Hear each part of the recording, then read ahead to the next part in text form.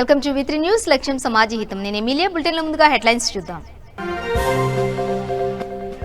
TRS ఎంపీలతో ముఖ్యమంత్రి కేసీఆర్ సమావేశం. Parliament సమావేశాలలో అనుసరించాల్సిన వ్యూహంపై చర్చ.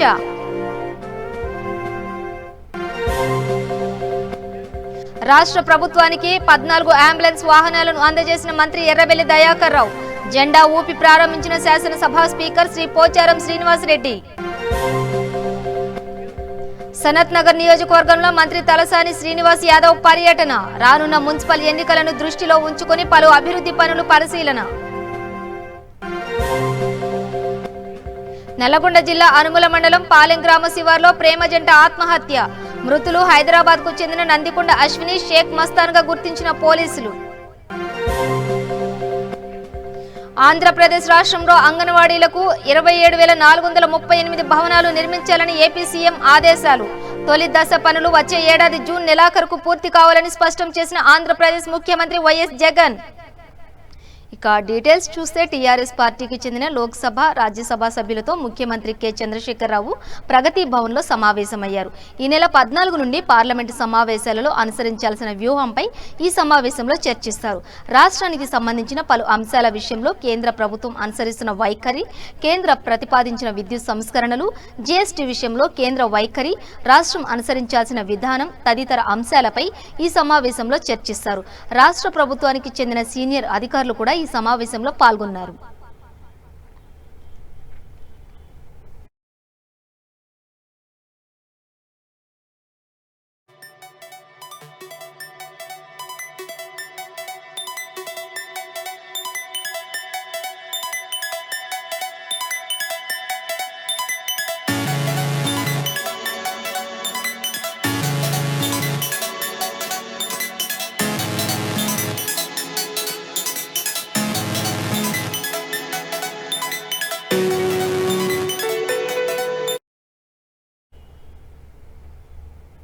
రాష్ట్ర ఐటీ పరిశ్రమలు పురపాలక శాఖ మంత్రి కేటీఆర్ జన్మదినం సందర్భంగా చేపట్టిన గిఫ్ట్ ఏ స్మైల్ కార్యక్రమంలో భాగంగా రాష్ట్ర పంచాయతీరాజ్, గ్రామీణాభివృద్ధి, గ్రామీణ మంచినీటి సరఫరా శాఖ మంత్రి ఎర్రబెల్లి దయాకర్ రావు నేతృత్వంలో రాష్ట్ర గిరిజన సంక్షేమం, స్త్రీ శిశు సంక్షేమ శాఖ మంత్రి సత్యవతి రాథోడ్ ఆధ్వర్యంలో ఉమ్మడి వరంగల్ శాసనసభ్యులు అందించిన అంబులెన్స్ వాహనాలను జెండా ఊపి శాసనసభ స్పీకర్ శ్రీ పోచారం శ్రీనివాసరెడ్డి ప్రారంభించారు.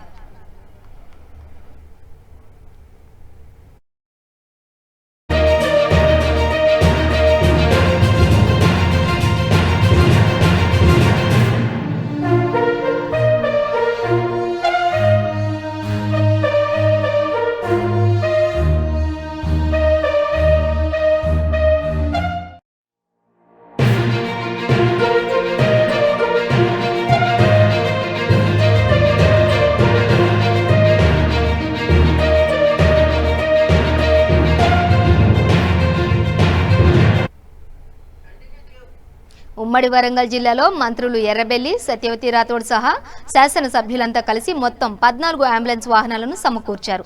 ఆయా వాహనాలను వారి వారి నియోజకవర్గాల్లో కరోనా బాధితుల కోసం వినియోగిస్తారు. వీటిని నియోజకవర్గ కేంద్రాల్లోని వైద్యశాలలకు అప్పగిస్తారు. ఈ వాహనాల్లో ఆక్సిజన్, వెంటిలేటర్ సహా అత్యాధునిక సదుపాయాలను కల్పించారు. కరోనా బారిన పడిన సీరియస్ పేషెంట్లకు అవసరమైన సదుపాయాలన్నీ అందులో ఉన్నాయి.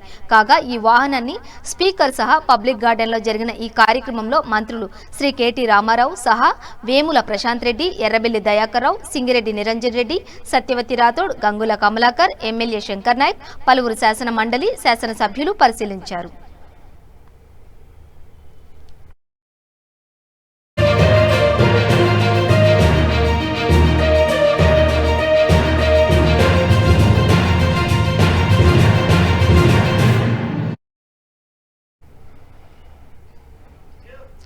ఐదు కిలోమీటర్ బైక్ ర్యాలీతో బీజేపీ కార్యకర్తలు రాష్ట్ర అధ్యక్షుడు బండి సంజయ్కి ఘన స్వాగతం పలికారు. కుమ్రం భీం జిల్లా కెరిమెరి జోడేఘడ్ సందర్శించిన తిరుగు ప్రయాణంలో జైనూర్లో ఆగి కుమ్రం భీం విగ్రహానికి పూలమాలలు వేసి నివాళులర్పించారు. ఏజెన్సీ ప్రాంతాల్లోని ఆదివాసీ హక్కులను పరిరక్షించాలని డిమాండ్ చేస్తూ ఆదివాసీ విద్యార్థి సంఘం నాయకులు బీజేపీ రాష్ట్ర అధ్యక్షుడు బండి సంజయ్కు వినతి పత్రం అందజేశారు. రాష్ట్రంలోని లంబాడీలను ఎస్టీ జాబితా నుండి తొలగించాలని తదితర డిమాండ్లతో వినతి పత్రం అందజేశారు.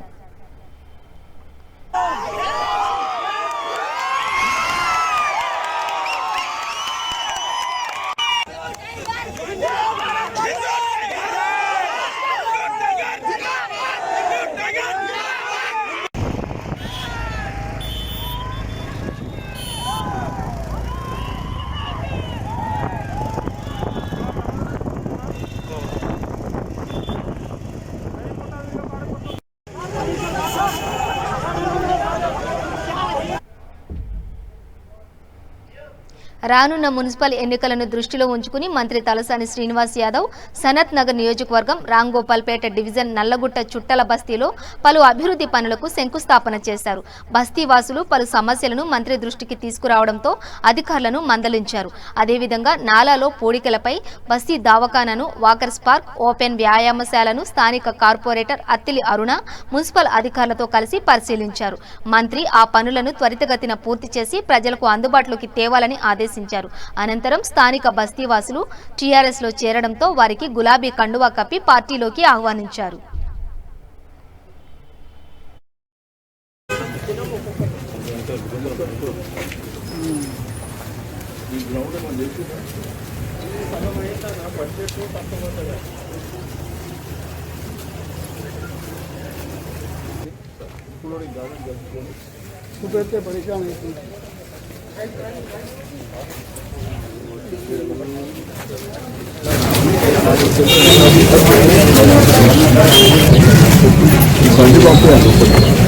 బండి లోపలికి దిగుతున్నాను. దిగినాక మళ్ళీ నెక్స్ట్ డే మీరు ఎక్కిచ్చేస్తాం. గోడ కూడా కొడుతుంది, మళ్ళీ ఎక్కిచ్చేస్తాం. నేను లెటర్ కమిషనర్ గారికి కూడా ఇచ్చిన. ఈ మట్టి తీస్తాం.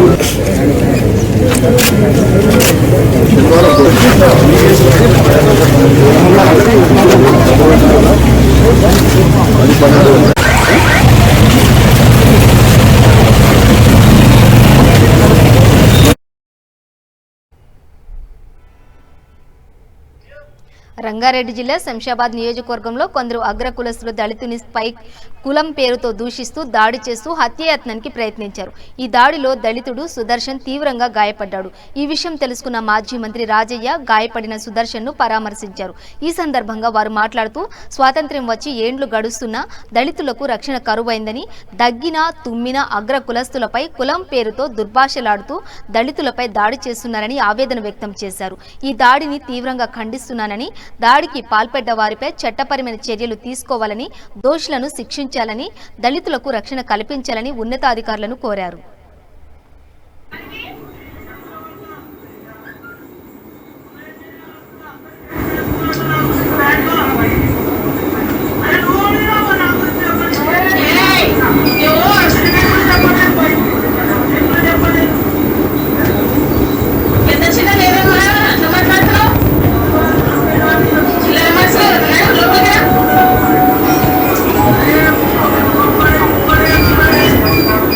స్కూటీల్లో తర్వాత చాలా రోజుల నుంచి ట్రావెలింగ్ నడుస్తూ ఉంది. అంతమంది వస్తే చనిపోయేంత పరిస్థితి ఉండే. ఇప్పటి వరకు వాళ్ళని అరెస్ట్ చేయడం అది న్యూసెన్స్ కదా. కేసు కింద పెట్టి వాళ్ళని లోపడేయాలి లేదు, వేరేకి ఎట్లా భయం వస్తుంది? అరెస్ట్ చేయాలి. ఎందుకంటే కొట్టిళ్ళు అనేది ఒకటైతే వాడు దూషించడము, వాడు మాదిగలన్నా అనుకున్నా కూడా ఆటోమేటిక్ గా అట్రాక్ట్ కావాలి. రేపు విషయంలో కానీ, కొట్టుకునే విషయంలో కానీ, భూతాల విషయంలో కానీ ఆటోమేటిక్ గా ఎస్సీ వాళ్ళకి వస్తే సుప్రీంకోర్టు గైడ్లైన్ ప్రకారం ఇమీడియట్ గా ఎస్సీ ఎస్టీ కేసు అట్రాక్ట్ కావాలా, ఇమీడియట్ గా కేసు రిజిస్టర్ చేసి ఎంక్వైరీ పెట్టి లోపడేస్తేనే వేరే భయం అనిపిస్తుంది. వాడు గల్ల వేసుకొని తిరగబట్టే ఏం బిక్తారను అని ఇప్పుడు మళ్ళీ అటు తిరుగుకుంటా గల్ల వేసుకొని తిరగబట్టి ఇక్కడ మా రిలేటివ్స్ నన్ను ఇక్కడ ఇన్ఫర్మేషన్ ఇస్తేనే ఇక్కడికి అర్జెంట్ గా నిన్న ఊరికొచ్చినా కానీ మీరు ఇక్కడ దగ్గర ఉండి 2-3 గంటలు కష్టపడ్డాడు. ఎక్కడెక్కడ వాసులు వచ్చినాయి, మొత్తం కిడ్నీ దగ్గర బుద్ధి అక్కడ నొప్పిస్తున్నాము, వాడు బాధపడుతున్నాడు.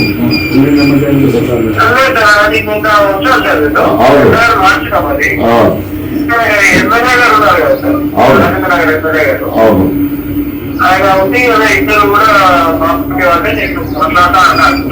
సో పార్టీ వేరు. ఒకవేళ పార్టీ వాళ్ళు ఏమన్నా ఉంటే పార్టీ వేరు. క్యాస్ట్ విషయానికి వచ్చినప్పుడు ఇవాళ రేపు ఎట్లా ఉంది, ఎంఆర్పీఎస్ ఎట్లా ఉంది తెలుసు కదా. ఆ ఎమ్మెల్యే నేను కూడా టీఆర్ఎస్ పార్టీ, నేను ఎమ్మెల్యేనే 4 times ఎమ్మెల్యే టీఆర్ఎస్ పార్టీలో ఉన్నా. That is different. అంటే మనోడే మనం కొట్టవచ్చా? భార్య భర్తలు ఇద్దరు సొంత భార్య భర్తలే కదా, భార్య భర్తలు ఊరుకుంటున్నామా? గృహింస చట్టం పెడితే కేసు పెట్టలేమా? ఇప్పుడు ఎవరు ఎమ్మెల్యే ఎవరు? ప్రకాష్ గౌడ్. ఓకే, నేను ప్రకాష్ గౌడ్తో కూడా మాట్లాడదాను. ఏదైనా ఇమీడియట్ గా పరిష్కారమో ఏదో ఒకటి అయితే ఎమ్మెల్యే గారు పిలిచి మాట్లాడపడలేదు. ఇమీడియట్ గా చెప్పండి, నేను నా రెఫరెన్స్ ఇవ్వండి. నేను ఇప్పుడు ఇట్లా అయిందంటే ఇప్పుడు నేను ఇమీడియట్ గా వచ్చిన, నా కులమోడు కాబట్టి వచ్చినది. ఎమ్మెల్యే గారు వచ్చారో రాలేదో నాకు తెలియదు, కానీ బికాజ్ నా కులమోడు రక్త సంబంధం కాబట్టి నేను వచ్చాను ఇమీడియట్ గా. నేను వాళ్ళ ఇంట్లోకి వెళ్ళి మాట్లాడుతున్నాను. సో ఎమ్మెల్యే గారు డిప్యూటీ సీఎం ఇన్వాల్వ్ అయ్యాడు, ఇక్కడికి వచ్చాడని చెప్పి సీరియస్ వాళ్ళను ఇమీడియట్ అరెస్ట్ చేయాలి. ఇమీడియట్ లేకపోతే బీయింగ్ గవర్నమెంట్ లో ఉన్నాం, ప్రకాష్ రెడ్డి ఉంటాడు, నేను ఉంటాను, గవర్నమెంట్ లో ఉన్నాం. ఎవరు బదనాం అవుతారు? గవర్నమెంట్ కూడా బదనాం అయింది కదా, ఎస్సీల గురించి పట్టించుకోవట్లేదని చెప్పేసి రంగంలోకి తీసి ఇక్కడ అర్జున సంఘానికి సంబంధించిన ఎంఆర్పిఎస్ ఉన్నారు, వాళ్ళు ఏమవుతుంది? సో సరే చట్టం ఉంటది, తర్వాత కానీ ఎంక్వైరీ అరెస్ట్ అది ఇమీడియట్ గా ఉండాలా? ఓకే.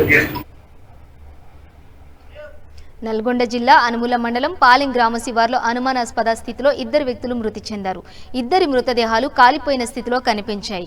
ఇద్దరు ప్రత్యేక అవసరాలు వారే కావడం గమనార్హం. పోలీసులు ఇద్దరు ప్రేమికులను గుర్తించారు. మృతులు హైదరాబాద్కు చెందిన నందికొండ అశ్విని, షేక్ మస్తాన్ అని భావిస్తున్నారు. వీరిపై హైదరాబాద్లో మిస్సింగ్ కేసు నమోదైనట్లు సమాచారం.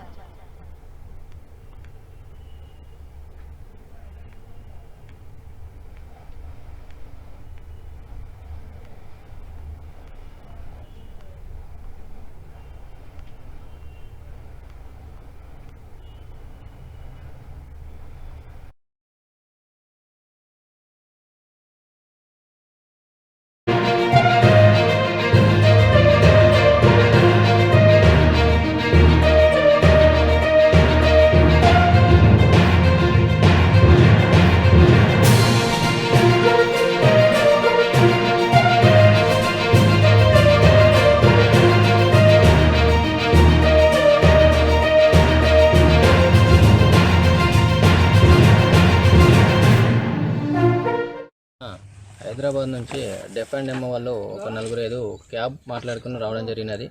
వాళ్ళు పోలీస్ స్టేషన్కి వచ్చి మార్నింగ్ 6:30కి వచ్చి ఇట్లా మా డెఫ్ అండ్ ఎమ్మ సంబంధించిన ఒక అమ్మాయి అశ్విని మరియు ఒక అబ్బాయి అతనికి మస్తాన్ హాలని వీళ్ళిద్దరూ ఇక్కడ వచ్చి మన పాలెం శివార్లో వచ్చి వాళ్ళు బర్న్ చేసుకుని తగిలిపోయి చనిపోయినారని చెప్పేసి మా దగ్గరికి రాగా వాళ్ళ డెఫ్ అండ్ ఎమ్మెల్యే చెప్పిన సమాచారం మేరకు ఇక్కడ సీన్కి రావడం జరిగినది.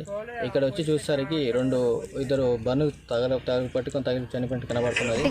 ఒక ఆడ వ్యక్తి, ఒక మగ వ్యక్తి. ఆమె పేరు విచారణ తెలుసుకున్నది అశ్విని అని ఉన్నది, తర్వాత మస్తాన్ అని తెలిసినది. వాళ్ళ బంధువులు కూడా సమాచారం ఇచ్చినాము. ఈ అమ్మాయి కనబడలేదని హైదరాబాద్ ఉమానగర్ పిఎస్లో కూడా ఉమెన్ మిస్సింగ్ కింద కేసు అనేది గత 2 రోజుల కిందము వాళ్ళు కూడా ట్రేస్ అవుట్ చేస్తున్నారు. వీళ్ళిద్దరూ అక్కడ నుంచి ఎలోపై అక్కడ నుంచి వాళ్ళు అక్కడ మిస్ అయ్యి హైదరాబాద్ వీళ్ళిద్దరూ ఒకే కంపెనీలో హైదరాబాద్లో పని చేసుకోవడం జరుగుతున్నది.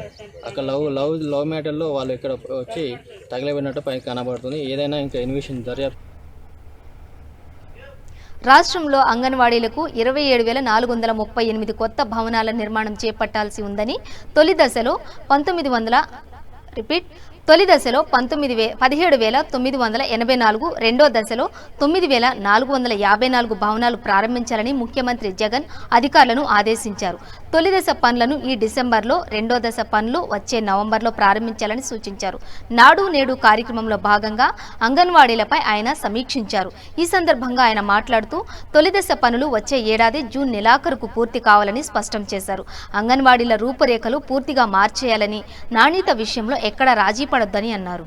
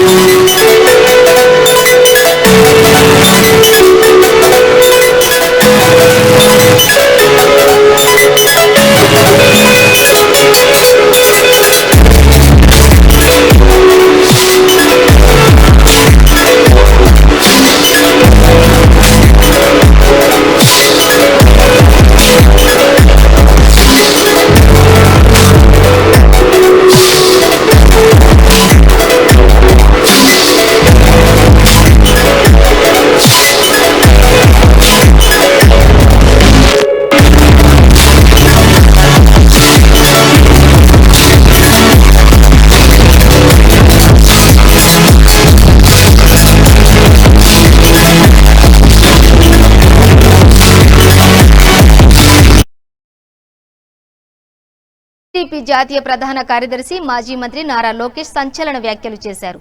ఇటీవల వైసీపీ నాయకుడు మేకా భాస్కర్ రావు హత్య కేసులో అరెస్ట్ అయ్యి బెయిల్పై బయటకు వచ్చిన మాజీ మంత్రి కొల్లు రవీంద్రను పరామర్శించిన నారా లోకేష్ కీలక వ్యాఖ్యలు చేశారు.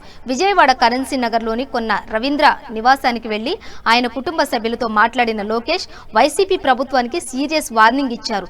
ఏదీ మర్చిపోమని, వడ్డీతో సహా చెల్లించి తీరుతామంటూ వ్యాఖ్యలు చేశారు. ప్రజల తరపున పోరాటం చేస్తున్న వారిని జగన్ జైల్లో పెట్టిస్తున్నారని, ప్రజలంతా గమనిస్తున్నారని వ్యాఖ్యానించారు. ఎంతగా అణగదొక్కాలని ప్రయత్నం చేసినా రెట్టింపు వేగంతో ముందుకు వెళ్తామని లోకేష్ పేర్కొన్నారు. అధికారంలోకి వచ్చిన నాటి నుండి అవినీతి ఆరోపణలు చేయడం తప్ప ఒక్క ఆధారమైనా చూపించగలిగారా అంటూ ప్రశ్నించారు.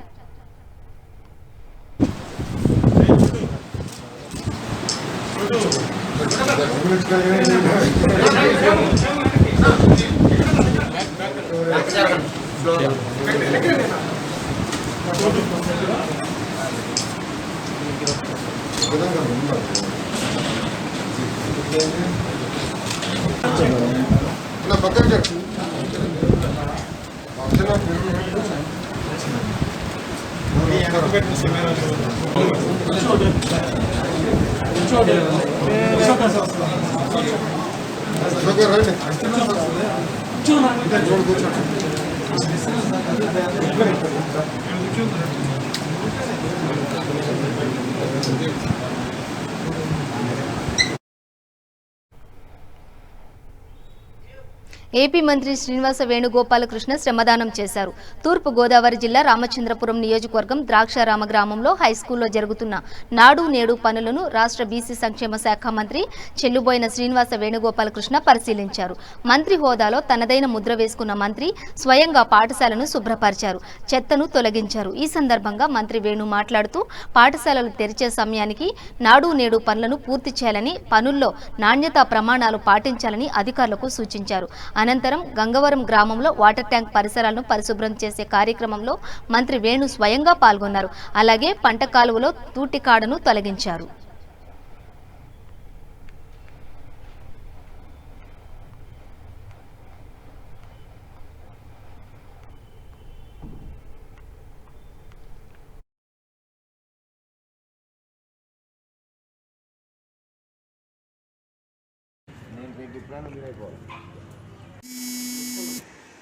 ఏది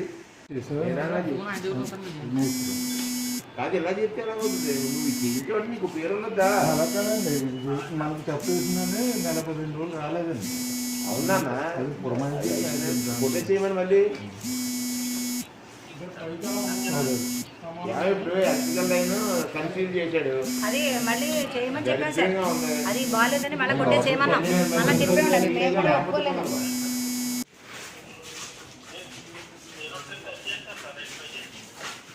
అన్ని రెక్టిఫై చేయాలి, అన్ని కొట్టింగ్ చేయించి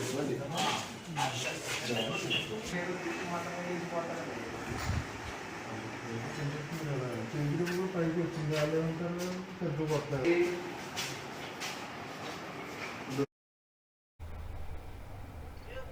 మన ప్రజాప్రతినిధులు సిగ్గుతో తల వంచుకోవాల్సిన ఘటన విజయనగరం జిల్లా శృంగవరపుకోట మండలం ధారపత్రి పంచాయతీ దుంగాడ గ్రామంలో చోటు చేసుకుంది. విజయనగరం జిల్లా శృంగవరపుకోట మండలం ధారపత్రి పంచాయతీ దుంగాడ గ్రామం నుండి గర్భవతి మహిళను డోలీలో 9 కిలోమీటర్లు మోసుకొచ్చారు గిరిజనులు. కస్తూరి దేవుడమ్మ తొలి కాన్పు నిమిత్తం ప్రసవ వేదనతో బాధపడుతున్న ఆమెను 9 కిలోమీటర్లు మోసుకుని మైదాన ప్రాంతమైన దుబ్బాగుంటకు తీసుకుని వచ్చారు. 108 సిబ్బంది స్పందించకపోవడంతో గంటన్నర పాటు చెట్టు కింద నరకాన్ని అనుభవించింది గర్భిణీ మహిళ. చివరకు ఆటోలో శృంగవరపుకోట ప్రభుత్వ ఆసుపత్రికి తరలించారు బంధువులు.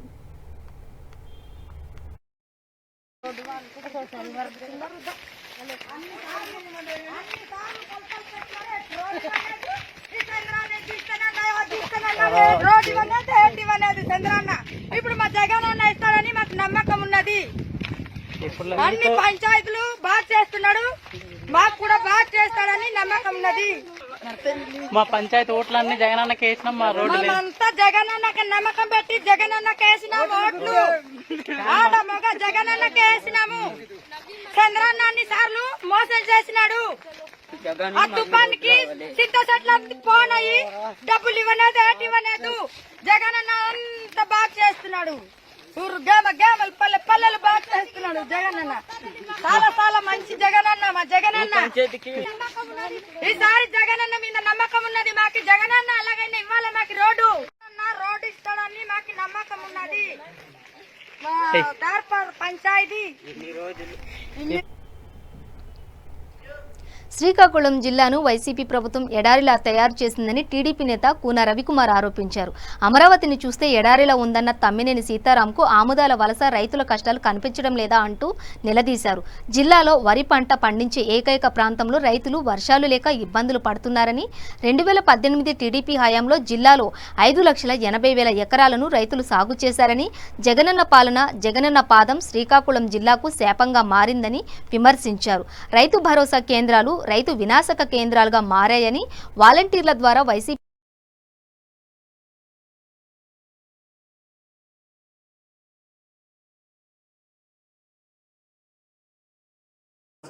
శ్రీకాకుళం జిల్లాని రాజస్థాన్ ఎడార్లా తయారు చేసినటువంటి వైసీపీ పాలన, జగన్మోహన్ రెడ్డి గారి పాలనకి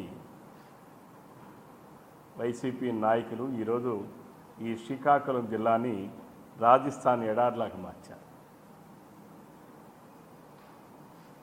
స్పీకర్ గారు అమరావతిలో వెళ్తూ ఉంటే నాకు రాజస్థాన్ ఎడారి ప్రాంతంలో వెళ్తున్నట్టుగా అనిపించిందని చెప్పి బహు గొప్పగా సెలవిచ్చారు. కానీ ఈరోజు తమ్మినేని సీతారాంకి నీ ఆమదాల వలస నియోజకవర్గంలోనే వర్షాలు లేక, నీళ్లు లేక రైతులు అవస్థలు పడతా ఉంటే, ఈరోజు ఆమదాల వలసలో 180% వరిని పండించేటటువంటి ప్రాంతం ఈ శ్రీకాకుళం జిల్లాలో ఆమదాల వలస నియోజకవర్గం ఒక్కటే. 80% భూములు కాల్వల ఆధారంతో పండించేటటువంటి ప్రాంతం, చెరువుల ఆధారంతో పండించేటటువంటి ప్రాంతం, గడ్డల ఆధారంతో పండించేటటువంటి ప్రాంతం. అటువంటి ప్రాంతమే ఈరోజు ఎడారిలా మారింది. తమ్మినేని సీతారాం నోటితో ఏ రోజైతే అమరావతి ఎడారిగా అన్నాడో, ఈరోజు శ్రీకాకుళం జిల్లానే ఎడారిగా మారింది. ఈ రాష్ట్రానికి వచ్చినటువంటి జగనన్న పాలన, జగనన్న పాదం ఈ శ్రీకాకుళం జిల్లాకు ఒక శాపంగా మారింది. 2019లో 5,30,000 ఎకరాలని రైతులు అతి కష్టం మీద యథ విధానం ద్వారా కానీ, నాట్లు ఉడిచేటటువంటి విధానం ద్వారా కానీ ఈరోజు 5,30,000 ఎకరాలు 2019 ఖరీఫ్లో ఈ శ్రీకాకుళం జిల్లాలో పండించారు. అలానే ఈ సంవత్సరం 2020 ఖరీఫ్లో చూస్తే 4,80,000 ఎకరాలు, అందులో ఎదవేసే విధానం ద్వారా, అంటే దుక్కులు దున్నిన తర్వాత విత్తనాలు జల్లేటటువంటి విధానం ద్వారా 1,40,000 ఎకరాలు ఉంటే, దమ్ము పట్టి నాట్లు ఉడ్చే విధానం ద్వారా సుమారు 2 లక్షల పైచిలుకు ఎకరాలని సాగు చేస్తున్నారు రైతు. ఇది నేను చెప్తున్న లెక్కలు కాదు, ఈ శ్రీకాకుళం జిల్లాలో అగ్రికల్చర్ డిపార్ట్మెంట్ జాయింట్ డైరెక్టర్ గారు ఇచ్చినటువంటి లెక్కలు. జగన్మోహన్ రెడ్డి పాలన అసమర్థత వలన, అధికారుల నిర్లక్ష్యం వలన ఈ శ్రీకాకుళం జిల్లాలో ఒక ఉప ముఖ్యమంత్రి గారు, ఒక స్పీకర్ గారు, ఒక మంత్రి గారు, 8 మంది శాసనసభ్యులు ఉన్నటువంటి ఈ శ్రీకాకుళం వైసీపీకి ఉన్నటువంటి ఈ శ్రీకాకుళం జిల్లాలో అసమర్థపు విధానాలు, పరిపాలన వలన చిరపుంజిలాగా ఉండాల్సినటువంటి శ్రీకాకుళం జిల్లాని రాజస్థాన్ ఎడార్లా తయారు చేసినటువంటి వైసీపీ పాలన, జగన్మోహన్ రెడ్డి గారి పాలనకి వైసీపీ నాయకులు ఈరోజు ఈ